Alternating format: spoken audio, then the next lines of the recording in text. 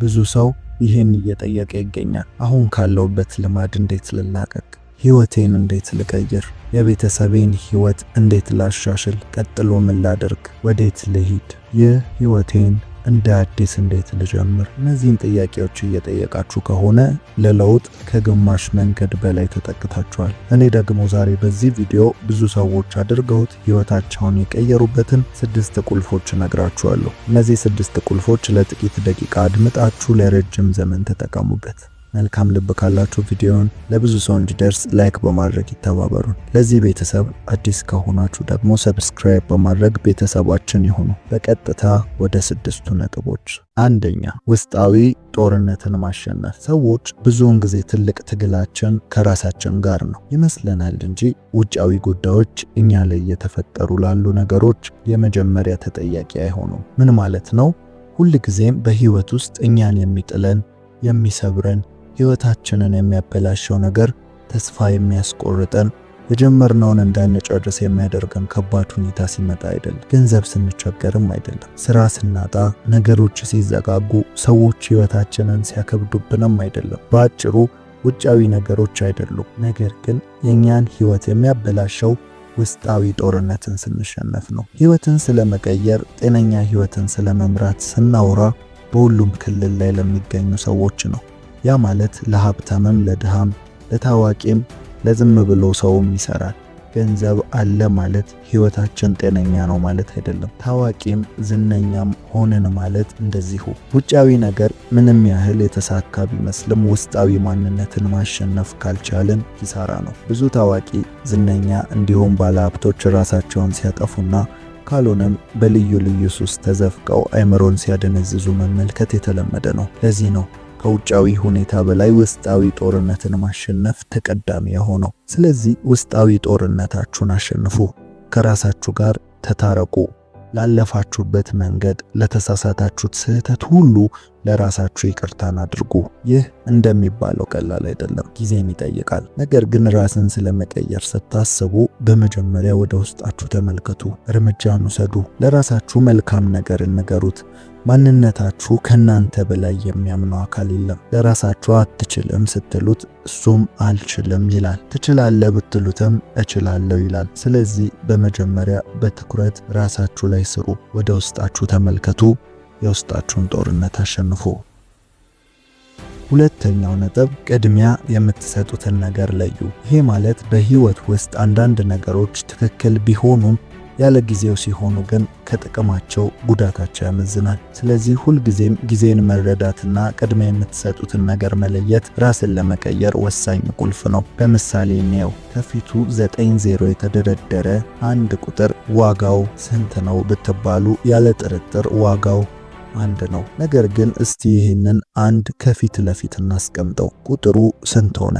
1 ቢሊዮን አይደል? ልክ እንደዚሁ ቅድሚያ መሆን የሌለበትን ነገር ከፊት ስትደረድሩ የህይወታችሁ ዋጋን ታጣላችሁ። በህይወት ውስጥ ልክ እንደ አንድ ቁጥሯ ፈጣሪ ከፊት ብናስቀድመው ህይወታችን ትርጉም ያለውና ትልቅ ዋጋ ያለው ይሆናል። እንዲሁም ለፈጣሪ የምንሰጠውን ቦታ መጨረሻ ከሆነ ዋጋችን የወረደ ይሆናል። ስለዚህ ቅድሚያ ለፈጣሪ ስጡ።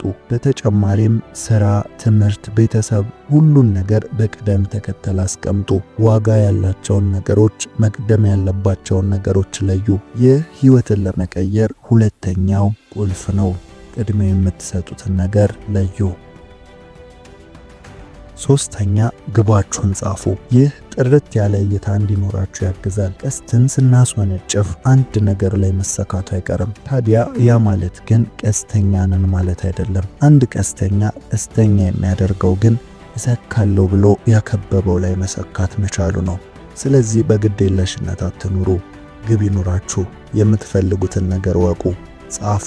መጻፍ የሚጠቅመው ወላዋይ እንዳትሆኑና እንድትወስኑ ስለሚያግዝ ነው። ታዲያ ግባችሁን ጻፉ።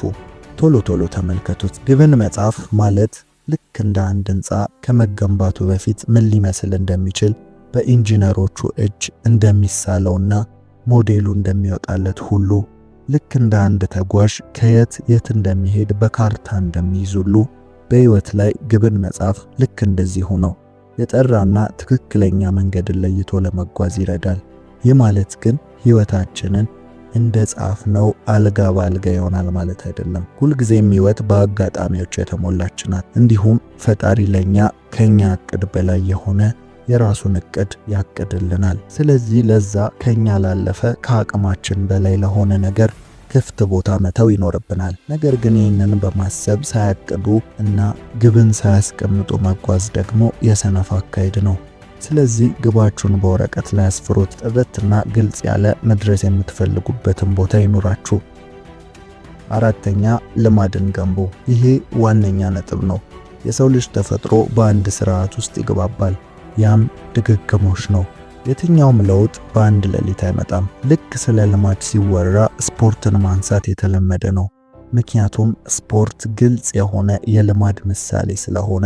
አንድ ሰው በአንድ ቀን ብዙ ኪሎ ክብደትን ቢያነሳና ለብዙ ሰዓት ተክቶ ቢሰራ ሰውነቱ ለውጥን አያመጣም፣ ምክንያቱም ጊዜን ስለሚጠይቅ።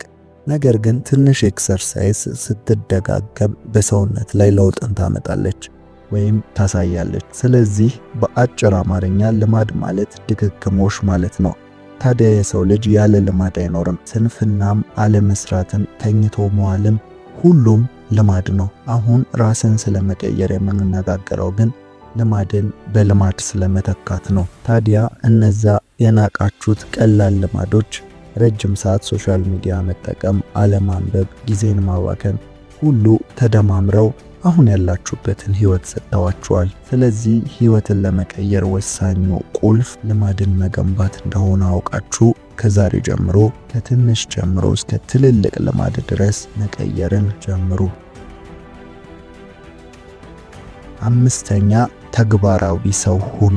ይህንን ስንል በዚህ ዘመን ትልቁ ልዩነትን የሚፈጥረው ይሄ ስለሆነ ነው። ምን ማለት ነው ካላችሁ ዘመኑ የእውቀትና የኢንፎርሜሽን ነው።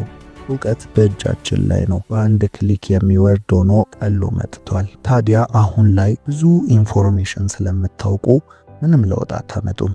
ታዲያ ምንድነው ካላችሁ ተግባር። በዚህ ዘመን ማንም ሰው ምንም እንዲሆን ከመቼውም ጊዜ በላይ ቀላል ሆኗል። ዶክተር፣ ኤዲተር፣ ኢንጂነር ብቻ የፈለጋችሁትን እውቀት የፈለጋችሁት ነገር ሁሉ አክሰስ ይደረጋል። እውቀት ለአደባባይ ተጋልጧል። እንደ ድሮ መጽሐፍት በላይብረሪ ብቻ አይገኙም። ታዲያ ይህን ያህል የሰው ልጅ ጥረትን የሚቀንስና ለነገሮች ቀላል መንገድ እየተፈጠረ ባለበት ዘመን ጥቂቶች ብቻ እድሉን ይጠቀማሉ። ጥቂቶች ብቻ እውቀትን ወደ ተግባር ያወርዳሉ። ይሄ ነው ልዩነቱ። ሁሉም ቀላል ነው እኮ የፈለኩትን ነገር ልወቅ ብል በዩቲዩብ እማራለሁ እያለ ነገር ግን እጁን አጣጥፎ ተቀምጧል። ጥቂቶች ብቻ ያንን አጋጣሚ በጥበብ ወደ መሬት ያወርዱታል። ስለዚህ ህይወትን ለመቀየር የተግባር ሰው ሁኑ።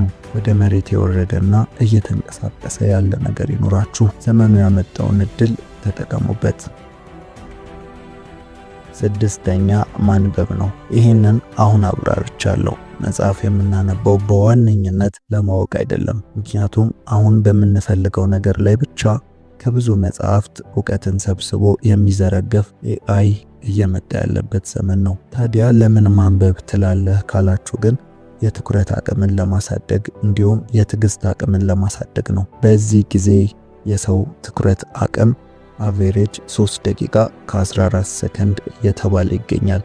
ያም በእጅጉ እየወረደ ነው። ምክንያቱም ቲክቶክን ጨምሮ ብዙ ፕላትፎርሞችን እየተዘጋጁ ያሉት የሰውን ትኩረት አቅም እየገደሉ ስለሆነ። ስለዚህ ሰዎች ትዕግስት አልባ የሆኑና አንድ ነገር ላይ የመቆየት አቅማቸው በእጅጉ እየቀነሰ መጥቷል። ታዲያ ያንን ለመቆጣጠር መጽሐፉን በማንበብ ራሳችሁን ማከም ትችላላችሁ። ስለዚህ ራስን ለመቀየር 6ቱ ቁልፍ ነጥቦች ውስጥ 6ኛው መጽሐፍትን ማንበብ ነው።